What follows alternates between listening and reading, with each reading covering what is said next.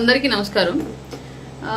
ఊర్లలో పిచ్చికుక్క స్టోరీ మీ అందరికీ తెలిసే ఉండొచ్చు. జనరల్ గా పిచ్చికుక్క ఏదైనా ఒకటి పిచ్చిపట్టిన కుక్క సహజంగా ఒక మంచి కుక్కకి పిచ్చి పట్టినప్పుడు అది బిహేవ్ చేసే పద్ధతి అలా ఎలా ఉంటుందో మీ అందరు చూసే ఉండొచ్చు. ఎలా పడితే అలా అరుచుకుంటూ ఏది పడితే అది చేస్తూ ఎవరిని పడితే వాళ్ళని కరుస్తూ రక్కుతూ వెళ్తూ ఉంటది. దాన్ని అలాగే కనుక ఎవరు అడ్డు రాకుండా వెళ్ళనిస్తే సుదూరమైనటువంటి ప్రయాణాలు సొంగలు కప్పుకుంటూ ఎక్కడ తాగడానికి నీరు లేక దాని రోగం దానిలోనే ముదిరిపోతూ చావు అంచుల వరకు తొందరగా వెళ్తుంది. అలా కాకుండా మిగతా మంచి కుక్కలో ఇంకొక వ్యక్తిలో వీళ్ళు కనుక దాన్ని కట్టడి చేయాలని చెప్పేసి ప్రయత్నం చేస్తే అది అంతకంతకు డబల్ అయ్యి ఇంకా ఎక్కువ అరుస్తూ ఇంకా ఎక్కువ మందిని కరుస్తూ ఇంకా ఎక్కువ కుక్కలకి పిచ్చెక్కిస్తూ దాని యొక్క లోపల ఉన్నటువంటి విషపు తాలూకు సంతతిని ఎక్కువ పెంచుకుంటూ వెళ్ళేటువంటి పరిస్థితి ఉంటుంది. ఇది పిచ్చి కుక్క స్టోరీ జనరల్ గా. అందుకే పిచ్చి కుక్కకి పిచ్చి పట్టినప్పుడు కుక్కకి దాన్ని ఎవరైనా సరే సహజంగా వదిలేసి దానికి ఎవరు అడ్డు రాకుండా ఉంటే అదే తొందరగా కనుమరుగైపోద్ది. అలా కాకుండా అడ్డుపడితే ఖచ్చితంగా అది ఇంకా నేనున్నాను అని చెప్పేసి దాని ఉనికిని చాటుకునేటువంటి ప్రయత్నం చేస్తూ ఇంకా బలాన్ని పుంజుకొని తిరగబడుతూ ఉంటుంది. కాబట్టి చాలా వరకు జనసేన పార్టీల నుంచి బయటికి వెళ్ళిన వాళ్ళు ఎవరి విషయంలో అయినా సరే మేము ఇలాంటి పిచ్చి కుక్కలు కానీ కన్సిడర్ చేసి వాళ్ళని వాళ్ళు ఎంత ఒర్రుతున్నా సరే వదిలేస్తూ ఉంటాము.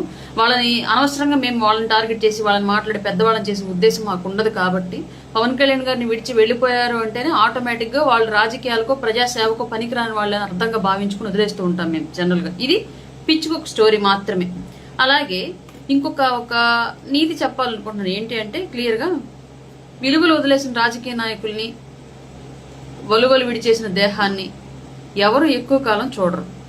ఫస్ట్ క్యూరియాసిటీతో, ఆ తర్వాత యాంగ్జైటీతో, ఆ తర్వాత అవసరంతో, ఆ తర్వాత మొహం మొత్తేసి పక్కన పెట్టేస్తారు.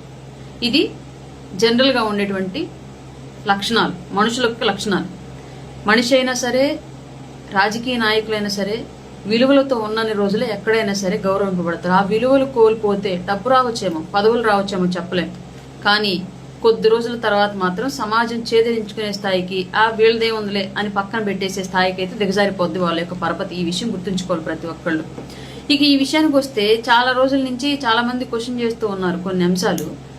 మీరెందుకు నేను ఇప్పటివరకు మాట్లాడిన స్టోరీకి అండ్ ఇప్పుడు మాట్లాడబోయే స్టోరీకి సంబంధం లేదు. ఇది మాత్రం మధ్యలో ఫుల్ స్టాప్ ఆర్ కామ పెట్టుకున్న తర్వాత వినండి. కన్నా రజనీ గారి విషయంలో మీరు ఎందుకు స్పందించట్లేదు, ఆవిడ ఇష్టం వచ్చినట్టుగా మాట్లాడుతుంది కదా, మీరు ఎందుకు మాట్లాడరని చెప్పేసి నన్ను చాలా మంది క్వశ్చన్ చేశారు. నేను అన్న ఆన్సర్ ఒకటే, ఆవిడ ఏదో పాత ఎంచుకుంది, ఆవిడ దారిలో ఆవిడ పోనివ్వండి, మనం ఎందుకు అడ్డుపడతాం ఆమె దారికి. మనం అడ్డుపడితే ఆగే వ్యక్తి అయితే పార్టీలోనే ఉండేది. పార్టీని దాటి వెళ్ళిపోయి పార్టీ లైన్ మీరేసి మాట్లాడుతూ ఉంది. కాబట్టి ఆవిడ గురించి ఎక్కువ ప్రస్తావించడం అనవసరం కదా. ఆవిడ వ్యక్తిగత జీవితం, ఆవిడ రాజకీయ జీవితం మనకి ఎందుకు కదా, అనవసరం కదా అని చెప్పేసి నేను వదిలేసి ఇదే ఆన్సర్ చెప్పాను. నాతో మాట్లాడి చాలా మందికి తెలుసు ఈ విషయం. పెద్ద దగ్గర నుంచి చిన్న దగ్గర వరకు అందరికి ఇదే ఆన్సర్ ఇచ్చాను నేను. కానీ ఇప్పుడు ఎందుకు మాట్లాడాల్సి వస్తుందంటే, రాజకీయంగా విమర్శలు చేయొచ్చు, దానికి ఒక లిమిట్స్ ఉంటాయి. సరే లిమిట్లెస్ గా అయినా సరే రాజకీయ విమర్శలు చేయొచ్చు. కానీ వ్యక్తిగత జీవితాల్లోకి వెళ్ళి విమర్శ చేయడం, ఎదుటి వ్యక్తి ఇబ్బందుల్లోనూ ఆపదలోనూ ఉన్నప్పుడు దాన్ని కూడా వెటకారంగా మార్చుకొని, దాన్ని కూడా అవకాశంగా మార్చుకొని చేయడం అనేది నిజంగానే నాకు అంత టాలరేట్ చేసినటువంటి అంశంగా అనిపించలేదు. కాబట్టి డెఫినెట్గా స్పందించాలనిపించింది. అందుకే ఇప్పుడు మాట్లాడుతూ ఉన్నాను. పవన్ కళ్యాణ్ గారు సైనస్ సమస్య గురించి ఆవిడ చాలా అంటే చాలా ఎగతాళిగా డౌట్ఫుల్ గా మాట్లాడింది. నా కొడుక్కి కూడా సేమ్ ప్రాబ్లం ఉంది. జనరల్ గా వాడికి ఇప్పటికి చాలా సందర్భాల్లో కొన్నేళ్లేమో 14 ఏళ్ళు దాటాక చేస్తాం, ముందే వద్దని చెప్పేసి డాక్టర్ సజెషన్ చేశారు. 14 ఏళ్ళు దాటిన దగ్గర నుంచి చేద్దామని ట్రై చేస్తామంటే అడిగి జలుబు రాకుండా ఉండాలి, కనీసం 2 నెలలైనా సరే ముక్కులు పొడిగా ఉండాలి, ఎక్కువ ఆ జలుబు తాలూకు వైరస్ అట్లాంటివి లేకుండా, ఇట్లాంటివంతా చెప్తా ఉన్నారు. కాబట్టి ఇప్పటికి కూడా అవ్వలేదు. కానీ ఎప్పుడు చేయించినా సరే వేసవకాలం మాత్రమే చేయించండి అని చెప్పేసి డాక్టర్ క్లియర్ గా చెప్పారు. అంటే దాని అర్థం ఏంటి అంటే, చలికాలమో వర్షాకాలమో అట్లా అయితే ఏదో స్నీజింగ్, ఎలర్జీ తాలూకు లక్షణాలు వస్తూ ఉంటాయి. కాబట్టి సహజంగా ఫ్రీక్వెంట్ గా మారుతున్నటువంటి వాతావరణంలో పెరుగుతున్నటువంటి వైరస్ వాటి వల్ల సర్జరీ చేసినా సరే అంత సక్సెస్ఫుల్ గా దాని రిజల్ట్ ఉండదు. వేసవకాలం అయితే పర్ఫెక్ట్ గా ఉండిద్ది అన్న ఉద్దేశంతో చేస్తూ ఉంటారు. అందుమూలంగాను అండ్ పవన్ కళ్యాణ్ గారు ఎప్పుడు మాక్సిమం ఏసీలో ఉంటారు కాబట్టి ఆయనకి ఆ సమస్య తీవ్రతరం అవుతూ ఉండల్లా ఎమర్జెన్సీగా అది చేసేసి ఉండొచ్చు. పెద్ద మ్యాటరే కాదు అసలు, చెప్పుకోవాలి. దాన్ని కూడా నెగిటివ్ గా చూడాల్సిన అంశం అయితే కాదు. ఎందుకంటే పవన్ కళ్యాణ్ గారికి ఏమి జగన్ గారికి ఉన్నట్టు 38 కేసులు లేవు. కోర్టు వాయిదా వచ్చినప్పుడల్లా మెడం మిడికింది, నడుము మిడికింది అని చెప్పేసి కూర్చోడానికి ఇంట్లో. ఆ పవన్ కళ్యాణ్ గారికి అట్లాంటి ఇబ్బందులు ఏమి లేవు. కాబట్టి ఆయన ఆరోగ్యం మీద వంక పెట్టేసి బయట సమాజం నుంచి ఏమైనా తప్పించుకోవాల్సిన అవసరం అయితే ఆయనకి లేదు పవన్ కళ్యాణ్ గారికి. సో ఈవిడ ఆ విషయాన్ని అట్లా తప్పుగా మాట్లాడకుండా ఉండాల్సింది జనరల్ గా. ఇప్పుడు రజనీ గారి విషయంలో చాలా మంది, ఆవిడ కొన్ని ఇంటర్వ్యూలు చూసాను, చాలా మంది నమ్మిన విషయం కూడా. కానీ అవి అబద్ధాలని కొన్ని చెప్తాను. ఆవిడ యొక్క నైతికత ఏ పార్టీది అనేది మీకు ఎగ్జాంపుల్ చెప్తా. పవన్ కళ్యాణ్ గారు ఆమెను పిలిచి ఆమె పార్టీ అధికార ప్రతినిధిగా ఉండి నా పార్టీ కోసం పనిచేయమని చెప్పేసి చెప్పాడని చెప్తోంది కదా, అది పచ్చి అబద్ధం. ఎందుకంటే దానికి సాక్ష్యం నేనే. ఈవిడ పార్టీలో ఫస్ట్ నాగబాబు గారిని కలిపేయడానికి తీసుకెళ్లేటప్పుడు ఈవిడ గురించి నాకు డీటెయిల్స్ అవన్నీ పెట్టి, చూసావా ఎప్పుడన్నా వీడియోలు కొన్ని ఉన్నాయి చూడు, నాగబాబు గారికి పరిచయం చేయడానికి తీసుకెళ్తున్నాం ఈవిడ అని చెప్పేసి నాకే చెప్పారు. ఈవిని తీసుకెళ్లి పార్టీకి గాలికి పోయే కంపెనీ తీసుకొచ్చి కాలికి తగిలించింది ఎవరయ్యా అంటే కటార శ్రీనివాస్ గారు, నల్లని శ్రీనివాస్ గారు. వీళ్ళిద్దరికి ఎవరు పరిచయం చేశారయ్యా అంటే డాక్టర్ శ్రవంత్ గారు పరిచయం చేసిన తర్వాత కటార శ్రీనివాసరావు గారు, నల్లని శ్రీనివాస్ గారు తీసుకెళ్లి నాగబాబు గారికి పరిచయం చేస్తే నాగబాబు గారు కొన్ని ఆవిడకి సంబంధించిన మాట్లాడిన వీడియోలు చూసి, ఆ తర్వాత నాగబాబు గారే పవన్ కళ్యాణ్ గారిని కన్విన్స్ చేసి అపాయింట్మెంట్ ఏర్పాటు చేసి ఆవిడ్ని కల్పిస్తే ఆవిడ ఆహా ఓహో అని చెప్పినటువంటి మాటలన్నింటినీ పవన్ కళ్యాణ్ గారు నమ్మి ఫస్ట్ కలిసిన రోజే మెడలో కండవ వేసి అధికార ప్రతినిధి హోదా ఆమెకి ఇచ్చారు సార్. అంతే తప్ప ఈవిడ ముందుగా చూడడం, ఈవిడ పార్టీలోకి పిలిపించడం, ఈవిడ సహాయ సహకారాలు లేకపోతే పార్టీని నేను నడపలేనని చెప్పేసి పవన్ కళ్యాణ్ గారు ఫీల్ అవ్వడం, ఇవన్నీ కూడా అన్ని ఫ్యాబ్రికేటెడ్ స్టోరీలు. ఇవన్నీ ఆమె కట్టుకథలు కల్పించి చెప్తా ఉంది మీడియా ముందు. ఇంకొకటి, పార్టీకి ఆమె అధికార ప్రతినిధి ఇచ్చిన తర్వాత మా జిల్లాలో ఒక క్యాస్ట్ నాయకుడికి సంబంధించినటువంటి ఒక పుట్టినరోజు కార్యక్రమంలో మేము కలుసుకున్నప్పుడు నేను పక్కనే ఉండగా ఒక మీడియా ఛానల్తో ఆమె పెద్ద బ్లండరు స్టేట్మెంట్ అన్నారు. ఇంకా అది వింటూ ఇప్పుడైనా సరే కోపం వచ్చేంత బ్లండర్ స్టేట్మెంట్ ఒకటి మీడియా ముందు పాస్ చేసింది. మహిళలకు సంబంధించి, పురుషులకు సంబంధించి, కులాలకు సంబంధించి ఒక స్టేట్మెంట్ ఎంత చండాల నీచ నికృష్టంగా పాస్ చేసినా అంత చండాల నికృష్టంగా పాస్ చేసింది ఆ స్టేట్మెంట్.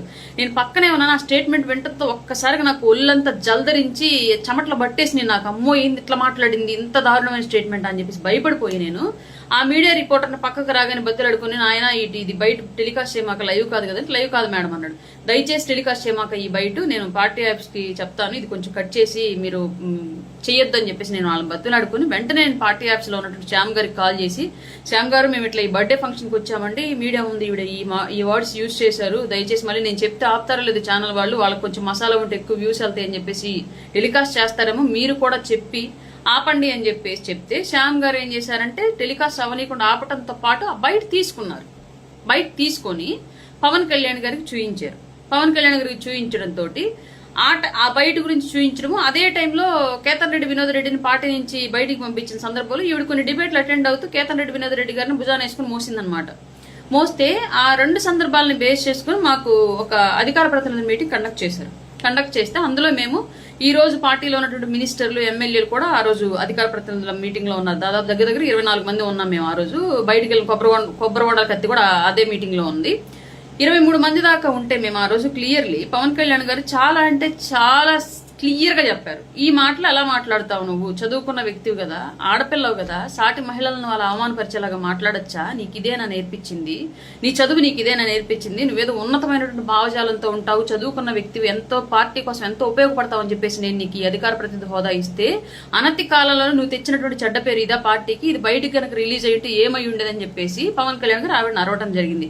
ఆ వెంటనే నన్ను కూడా ఒక విషయం మీద అరవడం జరిగింది. ఏ విషయం అంటే అరవడం కాదు, అది నా మీద జరిగిన విషయం. ఇది మీడియాలో కూడా, మీడియా కానీ ఎక్కడ ప్రచారం వల్ల, ఇది పార్టీ కార్యక్రమంలో మేము ఒక ఇంటర్నల్ గా పెట్టుకున్నటువంటి ఒక మీటింగ్ లో నేను ఒక వర్డ్ యూజ్ చేశాను. పార్టీలో పవన్ కళ్యాణ్ గారు ఎవరిని నమ్మి టికెట్ ఇచ్చినా గెలిపించాల్సిన బాధ్యత మనది అని చెప్పేసి ఒక వర్డ్ యూజ్ చేసి నేను ఆ మీటింగ్ లో మాట్లాడితే, అప్పుడు ఆ నియోజకవర్గంలో చాలా మంది ఇన్ఛార్జీలు ఉండేవాడు, ఎవడు కూడా పత్తం చేస్తా, ఒకళ్ళు పిలిస్తే వెళ్ళి మీటింగ్ మాట్లాడిన ఆ చిన్న వర్డ్ మిస్టేక్ ని ఇంకొకరు తీసుకెళ్లి కంప్లైంట్ పెట్టారు పార్టీ ఆఫీస్ లో. దాన్ని ఆ రోజు పవన్ కళ్యాణ్ గారు నన్ను అడిగారు, ఇలా అన్నావు అనువరుణ అని. అన్నాను సార్ అన్నాను. దానికి ఆయన ఎగ్జాంపుల్ గా ఎన్టీఆర్ గారి రాజకీయ జీవితంలో జరిగినట్టు ఒక సంఘటన ఉదాహరిస్తూ చెప్పి, ఇలా అన్నందుకే అలా జరిగింది, కాబట్టి పార్టీలో నా తర్వాత అంత స్పీడ్ గా ప్రజల్లోకి వెళుతున్నట్టు వాయిస్ నీదే, అందరూ చాలా ఆసక్తిగా గమనిస్తున్నారు అన్న నిన్ను, కాబట్టి నువ్వు ఏం మాట్లాడినా సరే ఆచితూచి మాట్లాడు, ఎంత పాపులారిటీ పెంచుకుంటామో తర్వాత తప్పు జరిగితే అంతే స్థాయిలో డ్యామేజ్ కూడా జరిగింది, కాబట్టి నా కోసం నేను ఎంచుకున్నటువంటి రాజకీయ జీవితంలో నా కోసం మీ అందరూ నాతో నడవాలనుకుంటున్నాను, నేను ప్రయాణం చేయాలనుకున్న 25 ఏళ్ల రాజకీయ చరిత్రలో, రాజకీయ కెరీర్ లో నాతో పాటు నువ్వు కూడా ఉండాలనుకుంటున్నాను, ఎన్ని బాణాలు తగిలినా బలంగా నా కోసం నిలబడి ఉండు, మనందరం కలిసి మనం చూడాలనుకున్న సమాజాన్ని చూస్తున్నామని చెప్పేసి ఓపెన్ గా 23 మంది ముందు చెప్పడం జరిగింది పవన్ కళ్యాణ్ గారు. ఆ కోపం కాస్త ఇటు కూడా టర్న్ అయిందనమాట. అలా జరిగింది. అప్పుడు ఫస్ట్ వార్నింగ్ ఇచ్చారు ఆయన రజనీ గారికి. ఇచ్చిన తర్వాత ఆవిడ ఆ రోజు ఏడ్ చేసి ఎక్స్ప్లెనేషన్ ఇచ్చుకొని ఇంకొకసారి జరగదు అని చెప్పేసి ఆల్మోస్ట్ ఆల్ కాళ్ళ మీద పడి ఏడ్చినంత పని చేసి ఇంకా జరగదు అని చెప్పేసి చెప్పడం జరిగింది. కానీ తర్వాత కూడా చాలా సందర్భాల్లో ఆవిడ అట్లాంటి రెచ్చగొట్టేటువంటి మాటల్ని మాట్లాడుతూ ఉండటం చాలా సందర్భాలు జరిగింది. ఇదిలా జరుగుతూ ఉన్న క్రమంలో పార్టీ ఆఫీస్ కొన్ని కంప్లైంట్లు వెళ్ళాయి. పేటీఎం ఎలా అయితే వైసీపీ కార్యకర్తలని నేర ప్రవృత్తి వైపు, మహిళల్ని జుగుప్సాకరంగా మాట్లాడేటువంటి పోస్టులు పెట్టేటువంటి విధానం వైపు మళ్లించిందో, వాళ్ళ భవిష్యత్తుని ఏ విధంగా తప్పు వైపు మళ్లించిందో పేటీఎం ఈ జగన్మోహన్ రెడ్డి స్టార్ట్ చేసిన తర్వాత సోషల్ మీడియా వింగ్, అలాగే ఈవిడ కెరీర్ ని జనసేనలో ఆమె యొక్క ఫోన్ పే కొంతవరకు అడ్డుకట్ట వేసిందని చెప్పి అయితే చెప్తాను. ఎందుకంటే ఎవరైనా ఈవిడ మాట్లాడే మీడియా ముందు మాట్లాడే మాటలు ఆహా ఊహా అని నమ్మి ఇవి నిజంగా నిస్వార్థంగా సేవ చేసేటువంటి జన సైనికురాలు కావాలని చెప్పేసి నమ్మేసి జనసేన కార్యకర్తలు ఎవరైనా ఇబ్బందుల్లో ఉండి కాల్ చేస్తే ఫస్ట్ డబ్బులు కొట్టండి, తర్వాత మీ సమస్య పెట్టండి, తర్వాత విని నేను కన్సల్ట్ అవ్వాలంటే అవుతా, లేదంటే లేదు. ఈ వెర్షన్ చాలా వరకు నడిచి ఈవిడ ప్రాపర్గా రెస్పాండ్ అవ్వక కొన్ని కేసులు తీసుకొని వాటిని కూడా వాదించక వాళ్ళ దగ్గర తీసుకున్నటువంటి ఎక్కువ మొత్తంలో ఉన్న డబ్బు తిరిగి ఇవ్వక నంబర్ ఆఫ్ కంప్లైంట్లు పార్టీ ఆఫీస్కి వెళ్ళాయి. ఈ విషయం మీద ఎలా ఏంటా అని పార్టీ ఆఫీస్ మదన పడుతూ ఉన్న టైంలో ఎలక్షన్ అయిపోయింది, మనం గెలిచాం, ఇదంతా జరిగిపోయిన తర్వాత తిరుపతిలో పవన్ కళ్యాణ్ గారు సనాతన సభ పెట్టారు. మీ అందరికీ తెలిసే ఉండొచ్చు. సనాతన సభ గురించి ఆ రోజు అండ్ ఆ తర్వాత రోజు డిబేట్లు కండక్ట్ అయ్యాయి. డిబేట్లు కండక్ట్ అవుతున్న టైంలో ఒక ఛానల్లో ఈవిడ కూర్చొని ఒక అతిపెద్ద స్టేట్మెంట్ని కూటమిలో ఉన్నటువంటి ఒక పార్టీ మీద పాస్ చేసింది. పాస్ చేయడంతో వాళ్ళు బిత్తరపోయి ఇంకా పార్టీ ఆఫీస్కి కంప్లైంట్ పెట్టారు. ఏంటి మీ అధికార ప్రతినిధి ఇట్లాంటి స్టేట్మెంట్ ఇచ్చింది మా పార్టీ గురించి, ఇది మీ స్టాండా మీ పార్టీ స్టాండా, ఏం మాటలు ఈ మాటలు అని చెప్పేసి పార్టీ ఆఫీస్ వాళ్ళని మెయిల్ పెట్టి మరీ అడిగారు. వాళ్ళ పార్టీ ఆఫీస్ వాళ్ళు కూడా ఇంకా ఆన్సర్ చెప్పడానికి లేని పరిస్థితి, ఆ బిట్ కట్ చేసి పెట్టారు. ఆవిడ కంప్లీట్ ఆ లింక్ మొత్తం కట్ చేసి పార్టీ ఆఫీస్కి పెట్టారు. పెట్టిన తర్వాత ఆమెకి మహిళ కాబట్టి సగౌరవంగా పర్సనల్గా మేము తిరిగి మరలా మీ మీద వచ్చినటువంటి కొన్ని ఆరోపణల మూలంగా, కొన్ని కంప్లైంట్ల మూలంగా ప్రస్తుతానికి మిమ్మల్ని పార్టీ కార్యక్రమాలకు దూరంగా పెడుతున్నాము. పార్టీ కార్యక్రమంలో కానివ్వండి, మీడియా డిబేట్లలో కానివ్వండి, జనసేన అధికార ప్రతినిధిగా మీరు ఎక్కడా పాల్గొనవద్దు, తిరిగి మరలా మేము చెప్పేంత వరకు అని గౌరవప్రదంగా పర్సనల్గా ఆమెకు మాత్రమే మెసేజ్ సెండ్ చేశారు. అప్పటి నుంచి ఆమె మీడియాకి వచ్చిన కార్యక్రమాలకు వెళ్ళినా జనసేన వీర మహిళ లేదా మహిళా అడ్వకేట్ అని చెప్పేసి పెట్టుకుంది తప్ప ఎక్కడ జనసేన పార్టీ రాష్ట్ర అధికార ప్రతినిధి అని చెప్పి చెప్పుకోవాలి. ఎందుకంటే ఆ పేరు ప్రస్తుతానికి వాడుకోవద్దని చెప్పారు కాబట్టి ఈమె మీడియా నుంచి దూరంగా ఉండలేక ఈ మీడియాతో మాట్లాడేటప్పుడు ఈ పేరుతోటి జాయిన్ అయింది. చాలా సందర్భం చాలా మంది మీడియా మిత్రులకు కూడా తెలిసి ఈ విషయం. మరి ఈ మధ్య ఎందుకు ఆవిడని ఆ విషయం తెలిసి కూడా ఎందుకు అంత డ్రామాటిక్ గా ఆవిడతోటి జనసేన అధికార ప్రతినిధి, మాజీ జనసేన ఇట్లాంటివన్నీ పెట్టి చేస్తున్నారు ఎందుకు నాకు తెలియదు. ఇది ఆమె విషయంలో జరిగినట్టు అంశం. అంబటి రాంబాబు విషయంలో బయటికి పొమ్మన్నారు, ఇవన్నీ అబద్ధాలు. ఇవన్నీ ఆమెకు అనుకూలంగా ఆమె అల్లుకున్నటువంటి స్టోరీలు. అలాగే ఇంకొక విషయం, ఇది రజనీ గారికి నేను చెప్పాలి అనుకుంటుంది. మారుతున్నటువంటి రాజకీయ పరిస్థితులు ఎప్పుడు ఎలా ఉంటున్నాయో ఎవరికి తెలియట్లా.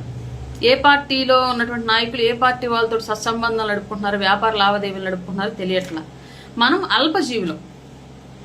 మనం ఎంత విలువలతో రాజకీయాలు చేస్తే భవిష్యత్తులో అంత విలువైనటువంటి అభివృద్ధి అనేది కనిపించింది. కాదు కూడదని ఇన్స్టెంట్ గా ఏదో ఆశించేసి ఎవరి మీద బురద వేయాలి అనుకుంటే, ఫస్ట్ ఒకరి మీద బురద వేయాలి అనుకుంటే పట్టుకునేది ఎవరి చేతులతో? మన చేతులతో. అంటే అది ముందుకు ఎవరికి అంటుకుంటుంది? మనకే అంటుకుంటుంది. ఫస్ట్ నువ్వు ఏమి ఎదుటి వాళ్ళ మీద విసిరేయాలనుకున్నా ఫస్ట్ అది నీకే అంటుకుంటుంది అన్న విషయం మాత్రం మర్చిపోవద్దు. మీ నైతికత, మీ విలువలు, మీ రాజకీయం, మీరు చేస్తున్న పార్టీలోకి రాగానే పదవి ఇవ్వలేదని చెప్పేసి, ప్రభుత్వంలోకి రాగానే పదవి ఇవ్వలేదని చెప్పేసి, నేను మహిళా కమిషన్ అడిగాను ఇవ్వలేదని చెప్పేసి ఇంత నెగటివ్ గా ప్రచారం చేయడం దీన్ని కూర్చున్న కొమ్మ నరగడం అంటారు, లేదంటే ఏరు దాటాకి తెప్ప తగలేయడం అంటారు. ఆల్మోస్ట్ వాళ్ళు నాకు ఇట్లాంటి సామెతలన్నీ మీలాంటి వాళ్ళని చూసి పుట్టుండొచ్చు బహుశా. మీకన్నా ముందు నుంచే చేస్తున్నాం, మాకెవరికి అంత కోపం మీకు వచ్చినంత ఇది రాలేదు, మేమెవరూ మీలా కనిపించాలి. ఆయన రాజకీయ జర్నీలో ఆయన పెట్టుకున్నటువంటి సుదూర లక్ష్యంతో పాటు ఆయనతో పాటు ట్రావెల్ చేయాలని చెప్పేసి ఈ రంగంలో అడుగు పెట్టాం. అలాగే ముందుకు వెళుతూ ఉన్నాం. పర్టికులర్లీ మీకు మాత్రమే స్పెషల్ ఐడెంటిటీ కావాలి, వచ్చినటువంటి 2 సంవత్సరాలకే మీకు కమిషన్లు ఇవ్వాలి, చైర్పర్సన్లు ఇవ్వాలి, లేదంటే నేను బురదేస్తానని చెప్పేసి అంటే ఎంతవరకు కరెక్ట్ అది? ఇప్పుడు ఎవరు పవన్ కళ్యాణ్ గారు ఇచ్చిన మాట ప్రకారం నాతో జర్నీలో నడవండి, పేరు వస్తుంది, పేరు తర్వాత ఏమైనా అభివృద్ధి వస్తుంది అని చెప్పేసి క్లియర్గా చెప్పాడు. ఆయన మాట మీద ఆయన ఉన్నాడు, ఆయన పని చేసుకుంటూ వెళ్ళిపోతున్నాడు. ఆయన ఒక నాయకుడిగా ప్రూవ్ చేసుకుంటూ ప్రజలకి ఏ ఉద్దేశంతో అయితే ఒక ప్రజాప్రతినిధులు ఎన్నుకుంటారో ఆ ఉద్దేశాన్ని ఫుల్ఫిల్ చేసుకుంటూ ఆయన వెళ్ళిపోతూ ఉన్నాడు. మధ్యలో మీ నైతికత ఎత్తిపోయింది. మీరు ఏ ఉద్దేశంతో పార్టీ కండవ కప్పుకున్నారు? ఇవాళ పర్టికులర్లీ ఎందుకు మొన్నటి వరకు బెల్లమైనటువంటి పవన్ కళ్యాణ్ గారు ఇవాళ మీకు అల్లంలాగా మాకు కనిపిస్తున్నాడు అంటే మార్పు ఎవరిలో వచ్చింది? పవన్ కళ్యాణ్ గారు ఏం మారలా, ఆయన అలాగే ఉన్నాడు. మీలో వచ్చిన మార్పు చూసుకోండి. నా దృష్టిలో నేను చెప్పేది ఎప్పుడైనా ఒకటే, రాముడి ఆశయం గొప్పదా, హనుమంతుడి సాయం గొప్పదా అంటే రాముడి ఆశయమే గొప్పది. రాముడి ఆశయం కోసం పని చేశాడు కాబట్టి, సాయం చేశాడు కాబట్టి హనుమంతుడు కూడా దేవుడిగా కీర్తింపబడ్డాడు. ఆయనలో ఉన్నటువంటి బలాన్ని ప్రపంచానికి సాటి చెప్పిన వాడయ్యాడు. ఎంతో మందికి వాళ్ళ ఆరాధ్య దైవం అయ్యాడు హనుమంతుడు. కారణం ఏంటి? రాముడు పెంచుకున్నటువంటి ఆశయం కోసం పనిచేయడం మూలంగానే. అలాగే ఇక్కడ పవన్ కళ్యాణ్ గారు పెట్టుకున్నటువంటి రాజకీయ ఆశయం కోసం పనిచేస్తూనే మాలాంటి వాళ్ళు మీలాంటి వాళ్ళు అందరూ పేరు తెచ్చుకున్నారు. ఇది మీ గొప్ప మా గొప్ప కాదు. ఆయన ఎంచుకున్నటువంటి లక్ష్యం గొప్ప, ఆయన నడుస్తున్నటువంటి దారి గొప్ప, ఆయన వెళుతున్నటువంటి తీరు గొప్ప, ఆయన వెనకాల మనం నడుస్తున్నటువంటి అందువల్లే మనకి గొప్ప. మీరు సపరేట్గా లాయర్గా మీరు పెద్ద తురుమై ఉండొచ్చు, నేను మార్కెటింగ్ పర్సన్గా నేను పెద్ద తురుమై ఉండొచ్చు, బట్ పొలిటికల్గా నేను జీరో మీరు జీరో. పవన్ కళ్యాణ్ అనేటువంటి ఒక విలువైన అక్షరం, ఒక అంకె మన పక్కన చేరబట్టే మనకు వాల్యూ పెరిగింది ఈ జీరోలకి. అది అర్థం చేసుకోలేకపోతే ఎవరు ఏం చేయలేరు. చిన్నపిల్లలకైతే కొట్టో తిట్టో చెప్తారు, లేదా మూర్ఖులకైతే ఏదో ఒకటి చేసి చెప్తారు. మేము అతి గొప్ప మేధావులు అని చెప్పే వాళ్ళకి ఏం చెప్తాము? ఈ కులం కోట్లు మతం సూట్ల పక్కన దాక్కొని ఎన్నాళ్ళని రాజకీయాలు చేస్తారు? ఎవరు చేయలేరు ఎక్కడా కూడా. ఒక కులం కూడా మీద నిలబడ్డ వాళ్ళు ఎప్పుడు కూడా రాజకీయ నాయకులు అవ్వలేరు. ఈ విషయం గుర్తుపెట్టుకోండి. ఒక కులం కోసమే పెట్టాను నేను పార్టీ అంటే అసలు నిజమే కాదు. ఇది ముమ్మాటికి నమ్మదగ్గ విషయం కాదు. ఇది మోసగించేటువంటి విషయం. ఏ కులం పేరు చెప్పుకుంటున్నారో ఆ కులాన్ని ఆ వ్యక్తులు మోసగించేటువంటి విషయం ఇది క్లియర్గా. ఇది అర్థమైతే చాలు. ఇంతకన్నా ఇంకా గట్టిగా చెప్తే మహిళ అయిపోయారు కాబట్టి మళ్ళీ రేపు పొద్దున్న నేను ఆ ఏడుపులు మీడియా ముందు వినలేను. Not interested. నేను చెప్పాలనుకున్న స్టూడియోగానే చెప్పాను, మీకు అర్థమైందని అనుకుంటున్నాను. దయచేసి మీరు మీ లక్ష్యం ఏంటో ఆ లక్ష్యం సరైన మార్గంలో వెళ్ళండి. ఇది రాంగ్ వే. పవన్ కళ్యాణ్ గారిని తిట్టడం వల్ల లేదా ఇంకొకరు తిట్టడం వల్ల ఏదో వచ్చేస్తుంది అంటే ఆ టైంకి రావచ్చు, డబ్బులు రావచ్చేమో, గుర్తింపు రావచ్చేమో, 10 వాళ్ళ పెయిడ్ యూట్యూబ్ ఛానల్స్ పిలిచి మీటింగ్లు పెట్టచ్చేమో, లేదా ఇంకేదైనా పదవులు ఇవ్వచ్చేమో. కానీ ఎంతకాలం? వాస్తవం ఎప్పటికైనా నిలబడుతుంది, అబద్ధం ఎప్పుడైనా పడుకుంటుంది. అది గుర్తుపెట్టుకోవాలి.